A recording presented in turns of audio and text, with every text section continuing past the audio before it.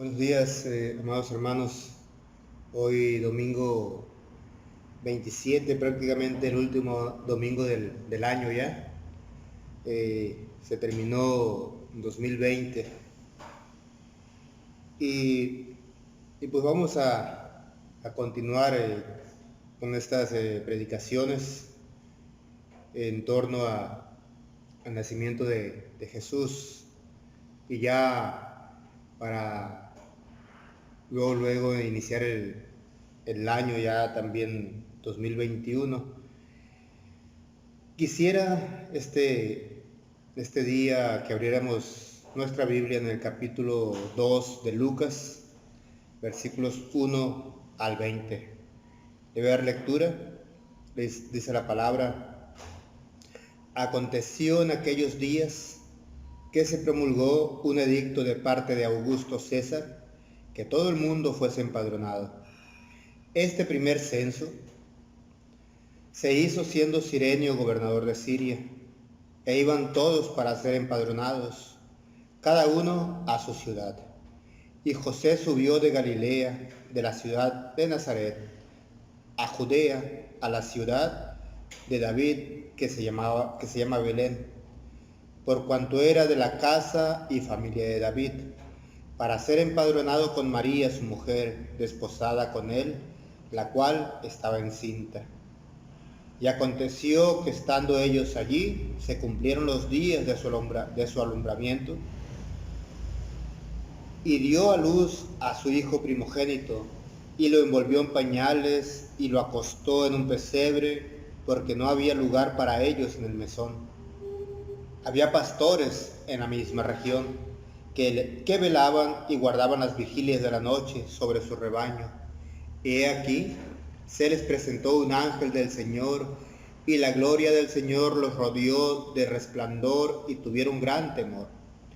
Pero el ángel les dijo: no temáis, porque he aquí os doy nuevas de gran gozo, que será para todo el pueblo.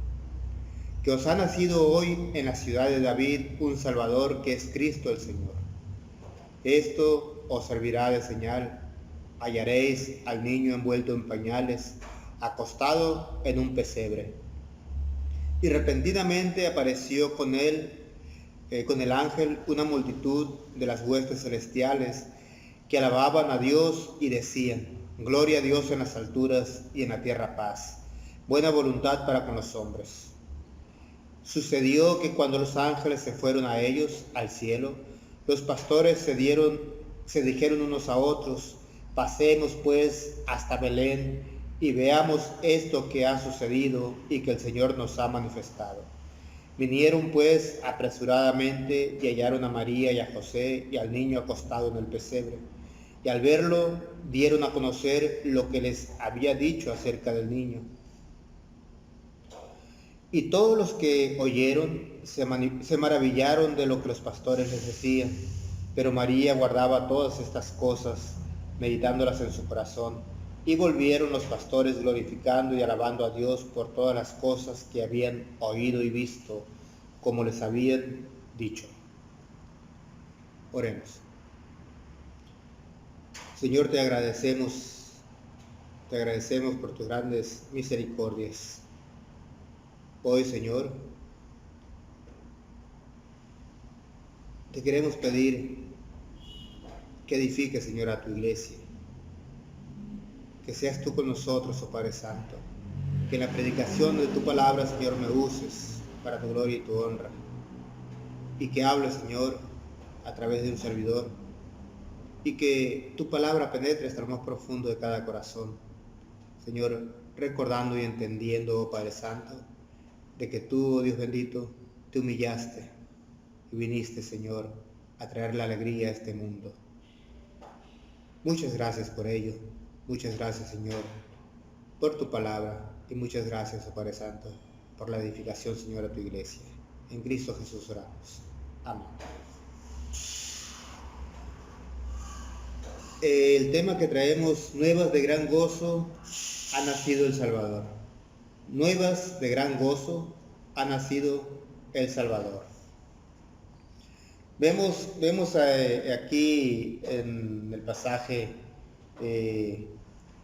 de que Augusto César, el emperador romano, el cual tenía sometido a Israel de aquel tiempo,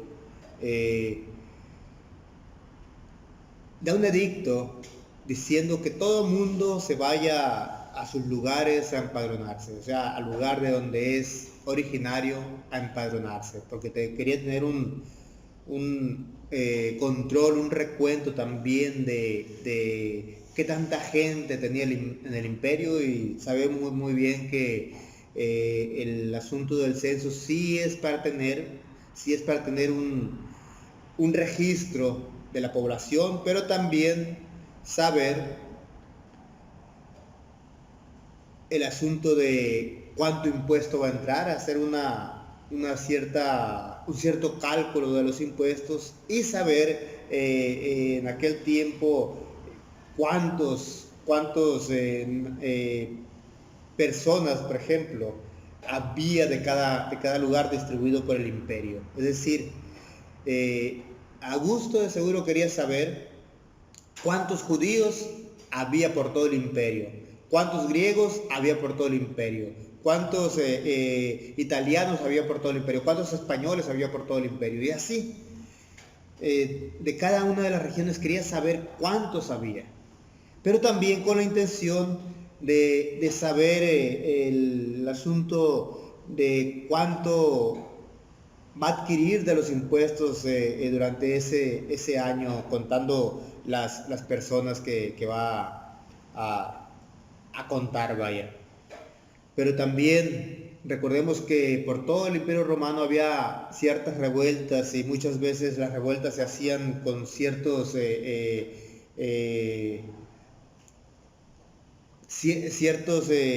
personajes de algunas regiones, por decirlo, y quería saber también de esas regiones por dónde estaban distribuidos los personajes o los ciudadanos de esas regiones. Muchas vertientes tenía el censo de aquel tiempo, del tiempo de Augusto César. Muchas vertientes tenía el interés de censar. Pero cabe recalcar que Dios tiene el control de todo, y de alguna manera utiliza prácticamente este tipo de acontecimientos, de lo que el hombre hace. Dios lo utiliza para su gloria.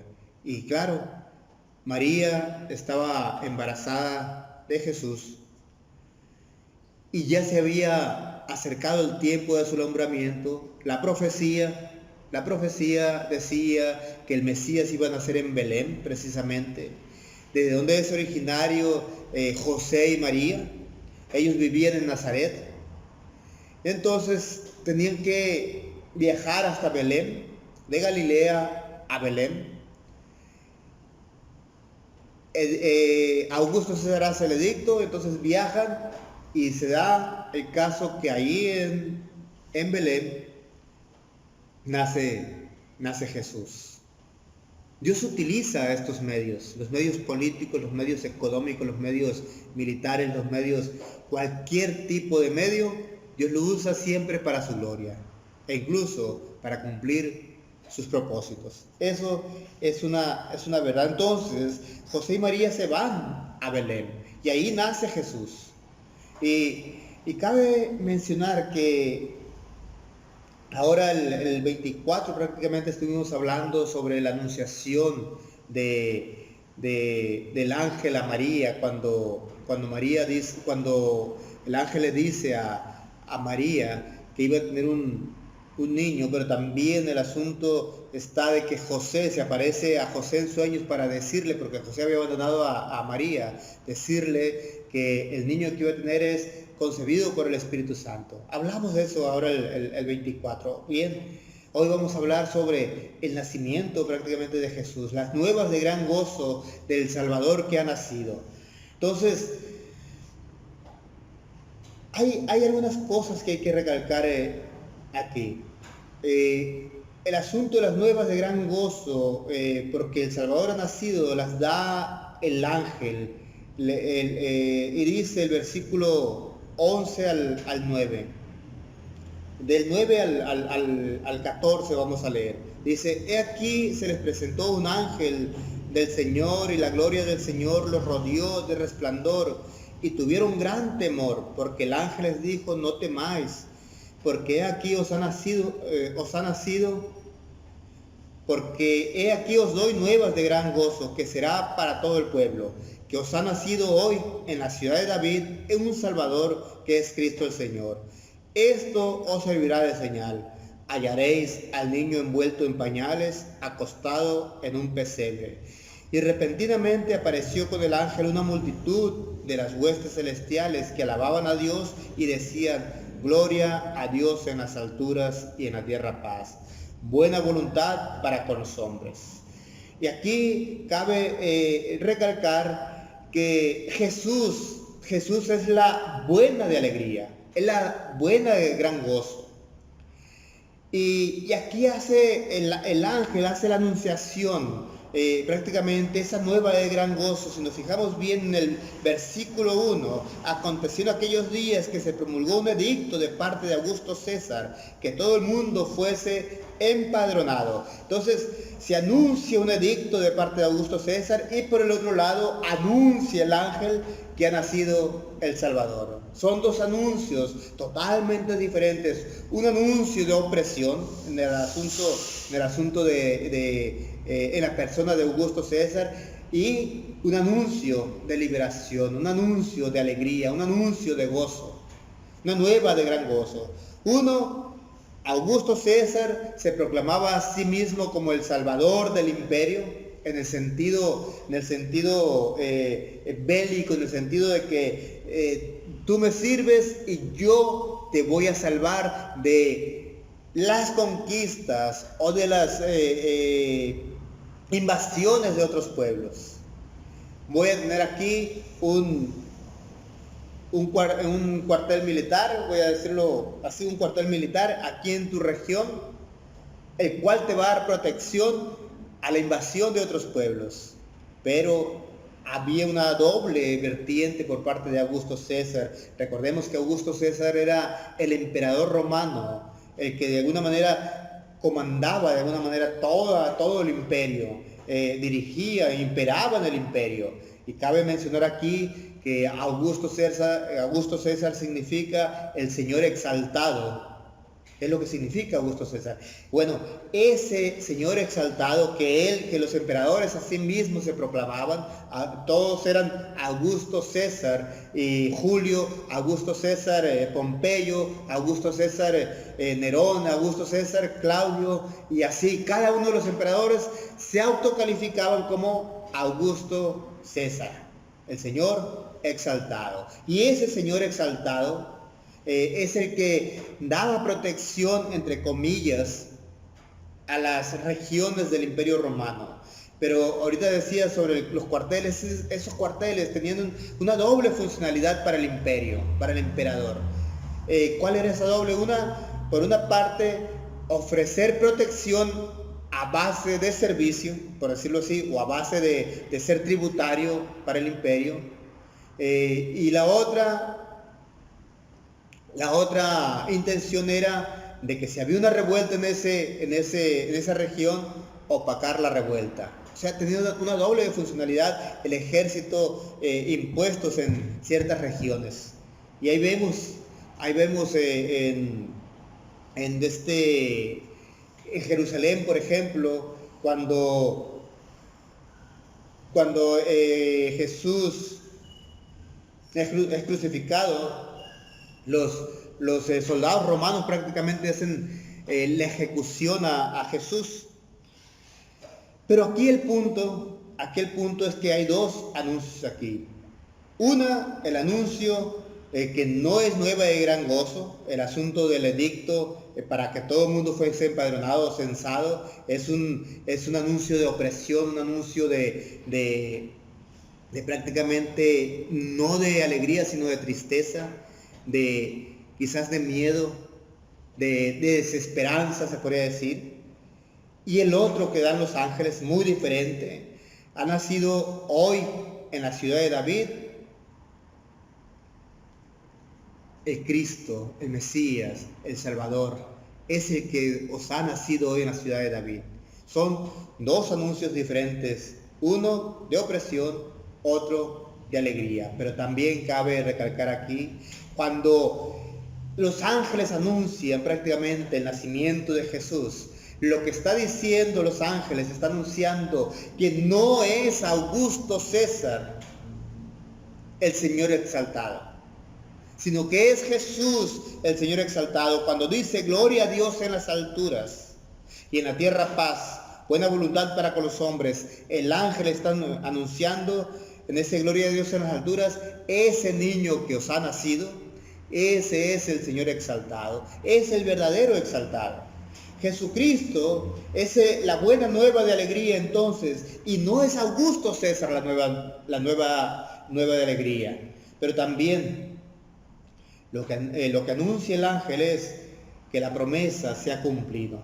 Ha nacido el Salvador en la ciudad de David. Versículo 4 dice: y José subió de Galilea, de la ciudad de Nazaret a Judea, a la ciudad de David, que se llama Belén, por cuanto era de la casa y familia de David. Versículo 11 dice que os ha nacido hoy en la ciudad de David un Salvador, que es Cristo el Señor. Ya a David se le había anunciado 1000 años antes que iba a nacer uno de sus lomos, el cual se iba a sentar en su trono, iba a reinar perpetuamente, es decir, eternamente. Iba a tener un imperio eterno, el cual no iba a tener fin. Y aquí prácticamente está anunciando el ángel de que ya nació el Salvador y que ya ha nacido ese rey en la ciudad de David, y que para que se cumpliese prácticamente la promesa hecha a David. Pero hecha a David, es decir, hecha a Israel. Y esa promesa hecha a Israel también es una promesa para el mundo, porque en la persona de Jesús no es la salvación exclusiva de Israel, sino también incluye a todo el mundo. Es nuestra salvación, es la salvación del mundo. Entonces es gloria a Dios en las alturas, pero también es gozo para el mundo. Es la alegría para nosotros. Ha nacido el Salvador en la ciudad de David. La promesa se ha cumplido, ha nacido el Salvador. Pero ¿qué implica que ha nacido el Salvador? La implicación es de que ese Salvador, que es Jesucristo, nos trae la paz. Y esa paz que el mundo no da. Esa paz que aparentemente ofrecía Augusto César, pero que no era una paz absoluta, sino una paz muy relativa que daba Augusto César. Y ahorita explico prácticamente la paz que ofrecía el Imperio Romano. La paz que ofrecía el Imperio Romano, hablando de la Pax Romana, no, cuando digo Pax Romana estoy utilizando la palabra del latín Pax para decir paz. Esa Pax Romana era prácticamente una Pax bélica. Una paz bélica en el sentido de que, como decía hace un momento, aquí pongo mi guarnición de soldados, aquí están, estos soldados te van a dar paz, porque no va a haber invasores, sino porque ellos te van a defender. Pero vemos a través de la historia de varias revueltas que se hicieron y que muchas veces el imperio fue de alguna manera, los soldados del imperio fueron vencidos, y nos damos cuenta que poco a poco el imperio iba perdiendo poder bélico, poder político, y que poco a poco los invasores iban llegando, y el siglo IV después de Cristo fue totalmente invadido el imperio romano por Aquila. Pero aquí mencionamos esta parte para hacer alusión a que la paz que ofrecía el Imperio Romano no era una paz absoluta, no era una paz fiel, no era una paz eterna, pero la paz que ofrece Jesucristo es la paz que el mundo no da. Por eso Jesús dice: mi paz os dejo, mi paz os doy. Yo no la doy como el mundo la da. El imperio romano no tenía ningún poder para traer esa paz de Dios, esa paz que solamente en Jesucristo se da, esa paz que solamente Jesucristo nos ofrece, esa paz que solamente Jesucristo nos trajo. Y esa paz es la que tú y yo gozamos hoy en este momento. Entonces, Jesucristo es aquel que trae la paz y no es Augusto César el que trae la paz. El ángel anuncia prácticamente cuando él dice: gloria a Dios en las alturas y en la tierra paz, buena voluntad para con los hombres. Está diciendo que en la persona de Jesucristo es realmente donde ha nacido la paz, y no en la persona de Augusto César, que anunciaba por todo el imperio que él daba la paz. E incluso se decían ellos pacificadores también. Pacificadores con las armas. Es como decir: no te levantes, no te rebeles contra mí, y entonces vas a tener paz. Aquí está el ejército, ellos te van a dar protección. Solamente no te rebeles y sé tributario a mí, y sé servidor mío, entonces vas a tener paz. Ese tipo de paz que el imperio daba no era una paz, era una paz infundada en el miedo, lo cual no es paz. Es así como se las gastaban prácticamente los emperadores. Pero también cabe mencionar también de que en este versículo 14, cuando dice gloria a Dios en las alturas, en la tierra paz, buena voluntad para con los hombres, prácticamente se está manifestando aquí la gran misericordia de Dios, la gran misericordia que Dios tiene para con el mundo. No Augusto César, ahorita decíamos que Augusto César no era misericordioso. Al contrario, era un hombre opresor, un hombre que no traía misericordia, sino que traía miedo. Al oprimido lo seguía oprimiendo. Al mendigo, el mendigo seguía mendigando, haciéndole peticiones a Augusto César para que fuera condolente con ciertas regiones, se condoliera con ciertas regiones que estaban en pobreza total, y si él quería, le daba ciertas migajas. Pero en la misericordia que nos da Jesucristo, o Dios a través de Jesucristo, es diferente. Él tiene misericordia por el mendigo lo levanta, el mendigo lo exalta. Y aquí prácticamente por eso dice: bienaventurados los que lloran, porque serán consolados. Y es lo que Jesús hace, consuela al que está doliente, al que está llorando, aquel que necesita de consuelo, le da consuelo. Esa es la misericordia que Dios trae. Entonces en Jesucristo tenemos todo el consuelo.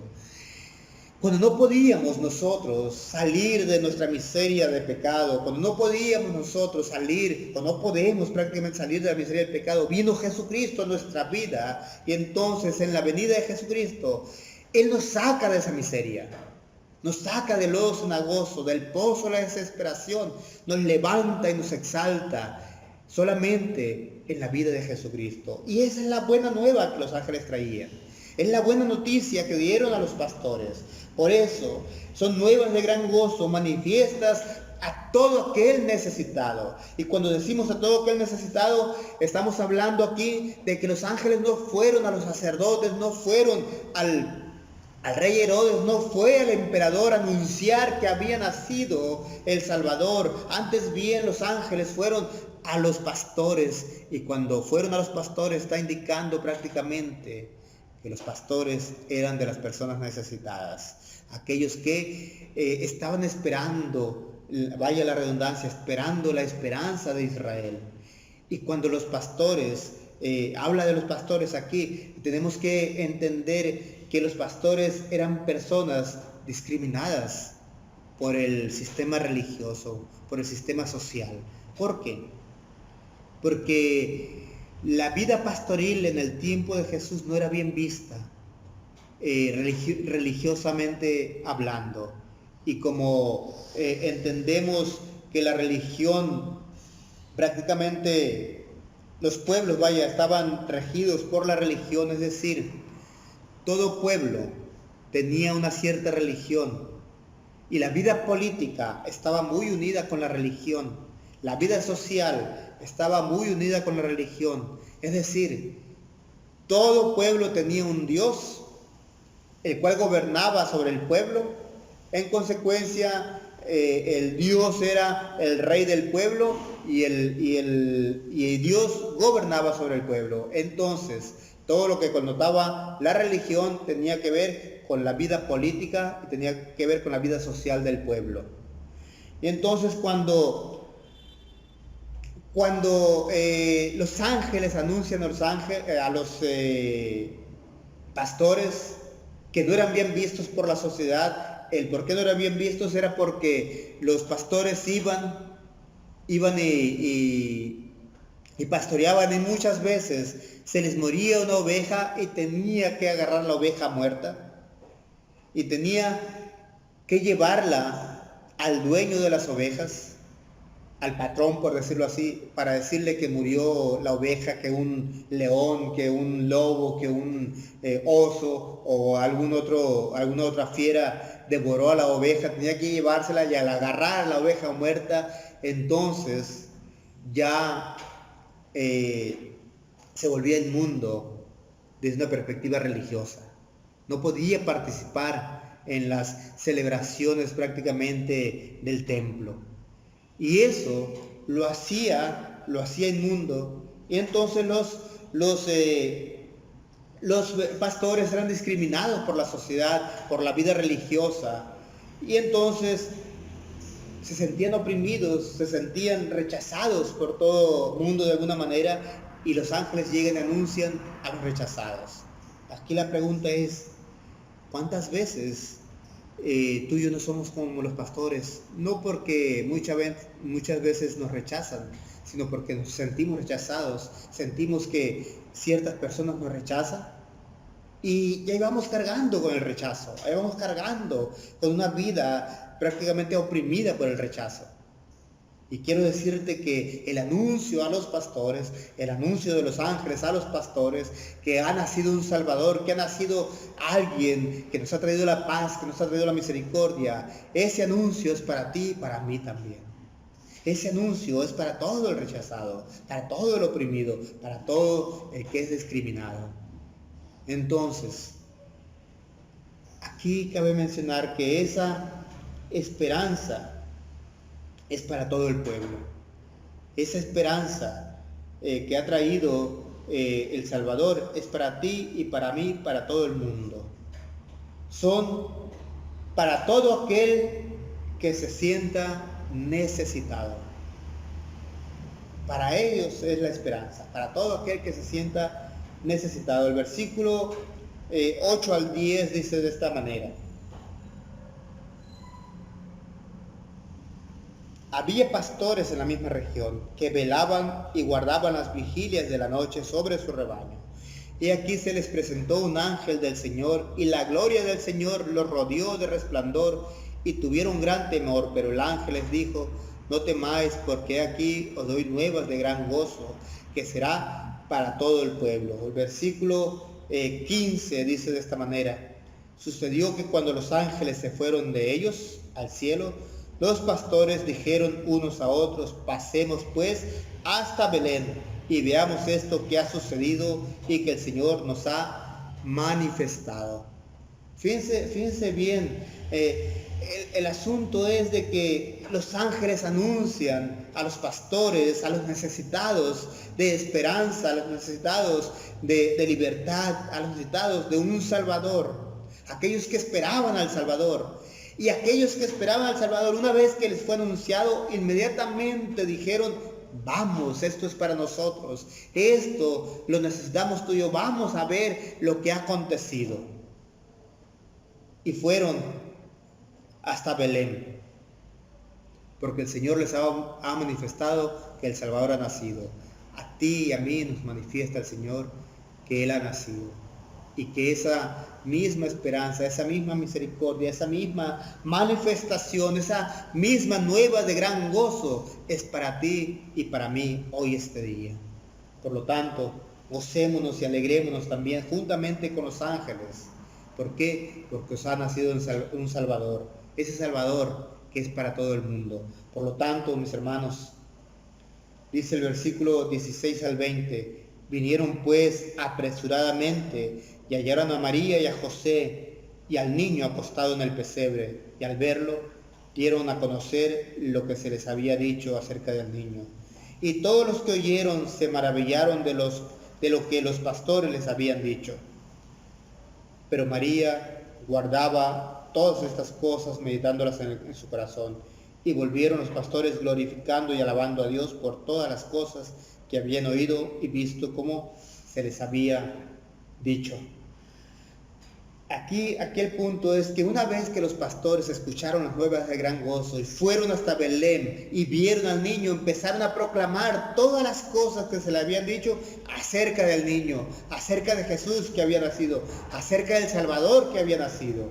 Y no callaron, los ángeles no callaron y anunciaron de que el Salvador había nacido. Los pastores no callaron inmediatamente cuando vieron lo que se les había dicho era realidad. Inmediatamente dijeron, todo esto se nos dijo de este niño. Y por lo tanto, tú y yo sabemos quién es Jesús. Sabemos para qué ha venido Jesús, para qué ha nacido Jesús. Y Jesús ha nacido para morir en la cruz del Calvario, ha nacido para resucitar al tercer día, ha nacido para reinar eternamente, pero también ha nacido para traernos la salvación. Y entonces, mis hermanos, así como los ángeles anunciaron, así como los pastores anunciaron, también tú y yo anunciemos que Jesucristo ha nacido para traernos salvación, que en Jesucristo se manifiesta la salvación. Él ha nacido ya hace 2000 años en Belén. En Belén, esa aldea que significa, Belén significa casa de pan. Y Jesucristo es el pan de vida, aquel que nació para que tú y yo comiéramos y para que tú y yo tuviéramos salvación, pero también para que tú y yo anunciemos que Él es el Salvador. La noticia que Cristo vino a salvar nos lleva a glorificar a Dios, pero también cabe mencionar que esa noticia es de exaltación. Nos lleva a glorificar a Dios, pero también esa noticia, cuando la aceptamos, aceptamos a Jesucristo, Jesucristo mismo nos exalta y nos glorifica en su vida. Y llegamos nosotros a la presencia misma de Dios a través de Jesucristo. Por lo tanto, mis hermanos, gózate y alégrate porque ha nacido un Salvador que es Cristo el Señor, el único que nos ha traído la paz, el único que nos ha traído la misericordia, el único que nos ha regalado salvación, el único que nos glorifica en Él mismo. Y cuando hablamos de que nos glorifica, es decir, cuando Él venga en su reino, entonces seremos tal como Él es, perfectos, para la gloria y honra de Dios. Oremos. Te alabamos, Dios, y bendecimos, Señor, tu glorioso nombre. Muchas gracias por esa misericordia, Señor, que nos has dado en Jesucristo. Jesucristo ha nacido y nosotros, Señor, hemos visto, Señor, su gloria. Hemos visto la gloria del unigénito, oh Padre Santo, porque se ha manifestado, Señor, a través de tu Santo Espíritu en nuestras vidas, y te hemos conocido, Señor, y hemos entendido que has nacido y que tú eres, Señor, el Salvador. Muchas gracias. Gracias por esa gran misericordia que tienes para nosotros. Muchas gracias, oh Padre Santo. Gracias por haber nacido, por haber muerto, por haber resucitado por nosotros, para darnos vida. En ti tenemos vida, en ti tenemos paz. En ti, Señor, tenemos la alegría. En ti, Señor, anunciaremos las nuevas de gran gozo, para gloria y honra tuya. En Cristo Jesús oramos. Amén. Y ahora, mis amados hermanos, que la misericordia de Dios, la alegría y el gozo y la gracia de su Hijo Jesucristo sean manifiestos en el Espíritu Santo, hoy y siempre a nuestras vidas. Amén.